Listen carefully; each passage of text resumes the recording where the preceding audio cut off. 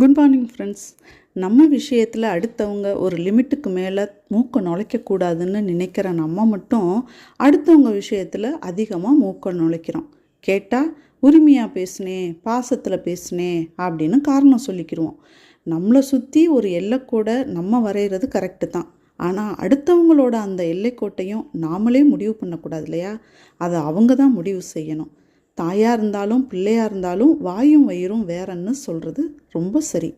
இதை பல சமயத்தில் உணர்ந்துருக்குறோம். ஆனால் இன்னும் திருந்தத்தான் மாட்டேங்கிறோம். இந்த வருஷமாவது கண்டிப்பாக திருந்திடணும்.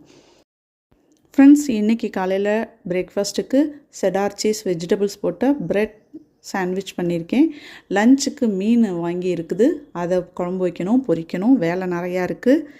அவங்கள சுற்றி ஒரு எல்லைக்கூட வரைஞ்சிருக்கிறோம். எல்லையை தாண்டி அவங்களும் வர வேணாம், நாமளும் போக்க வேணாம். பேச்சாக இருக்கட்டும் ஃப்ரெண்ட்ஸ்.